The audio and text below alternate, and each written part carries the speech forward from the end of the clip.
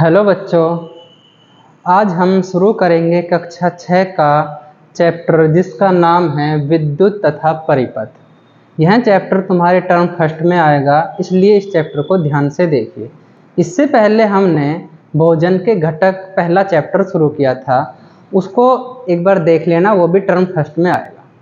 तो विद्युत तथा परिपथ में सबसे पहले हमें पढ़ना है विद्युत सेल। विद्युत सेल का नाम आते ही हमारे दिमाग में सेल की इमेज आ जाती है कि सेल ऐसा होता है। हमें यह भी पता चलता है कि सेल के कारण ही हमारे घर में उपस्थित रिमोट, बैटरी, ठीक है, रेडियो, ये चल पाते हैं, घड़ी, ये सारी चीज़ सेल से ही चल पाती है। तो हमने इनकी संरचना के बारे में पढ़ना है कि इनकी संरचना होती क्या है, इसमें क्या क्या चीज़ें पाई जाती है। देखिए, विद्युत सेल को देखने में ये ऐसा दिखाई देता है। अब विद्युत सेल जैसा दिखाई देता है हमें वैसा ही लिखना है। देखिए, विद्युत सेल के सबसे ऊपर एक धातु की टोपी लगी होती है, एक धातु की चमकदार टोपी लगी होती है। इस चमकदार टोपी को हम धनात्मक सिरा यानी प्लस कहते हैं। प्लस है यहाँ पर, ये धनात्मक सिरा कहते हैं। इसके जस्ट नीचे की तरफ एक चक्रिका बनी हुई होती है, धातु की प्लेट पर एक चक्रिका या डिस्क बनी हुई होती है। इसे हम ऋणात्मक सिरा कहते हैं, इसे हम माइनस से प्रदर्शित करते हैं।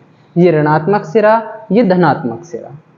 इसके बीच में काले काले रंग का एक पदार्थ होता है। कभी सेल को फोड़कर देखना, खराब सेल को जब हम फोड़कर देखते हैं तो उसके अंदर काले काले रंग का एक पदार्थ दिखाई देता है। यह पदार्थ रासायनिक पदार्थ होता है। इसी रासायनिक पदार्थ के अंदर ही विद्युत उत्पन्न करने की क्षमता होती है।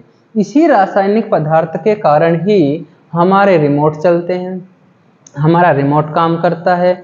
हमारे घरों में उपस्थित घड़ियों में जो सेल डलता है वो घड़ी भी इसी के कारण चल रही है, ठीक है। तो इसी रासायनिक पदार्थ के कारण सेल में विद्युत होती है।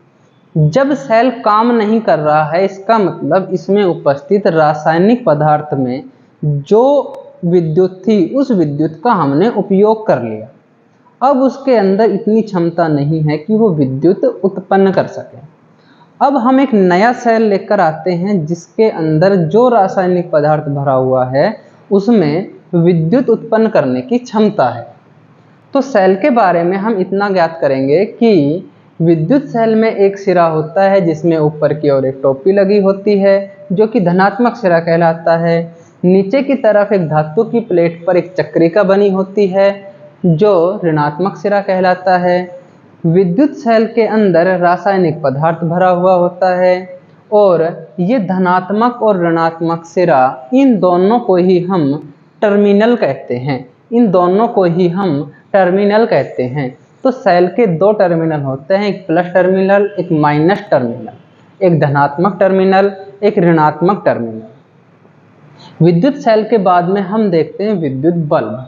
अब विद्युत बल्ब को भी हमने देखा है सभी ने कि गाड़ियों के आगे भी लगा होता है, हमारे घरों में भी विद्युत बल्ब लगा हुआ होता है और भी बहुत सारी जगह पर हमने विद्युत बल्ब को देखा है, टॉर्च में भी देखा है। अब देखिए, विद्युत बल्ब एक कांच का एक आवरण होता है, कांच का एक आवरण होता है गोलाकार, और वो कांच का आवरण एक धातु से चिपका हुआ होता है। एक धातु से चिपका हुआ होता है एक कांच का आवरण। उस कांच के आवरण के अंदर हमें दो मोटे मोटे तार दिखाई देते हैं, ऐसे दो मोटे मोटे ऐसे तार दिखाई देते हैं।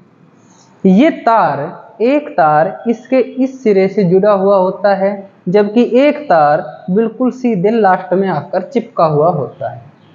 ये भी टर्मिनल की तरह ही काम करते हैं, ये दोनों तार भी टर्मिनल की तरह ही काम करते हैं।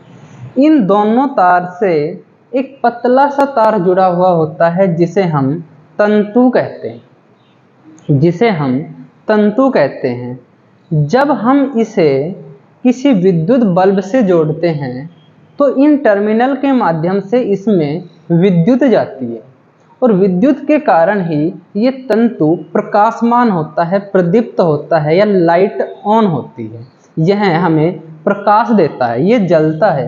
इसी तंतु के कारण हमें बल्ब से प्रकाश मिलता है। तो यही चीज लिखी हुई है, बल्ब में कांच का बाहरी आवरण होता है जो धातु की सतह से चिपका हुआ होता है। कांच के आवरण के अंदर दो मोटे तार होते हैं। इन मोटे तार को हम टर्मिनल कहते हैं। इन मोटे तार से एक पतला तार जुड़ा हुआ होता है जिसे तंतु कहते हैं। अब हमें यह पता चला कि विद्युत सेल और विद्युत बल्ब दोनों में ही टर्मिनल होते हैं।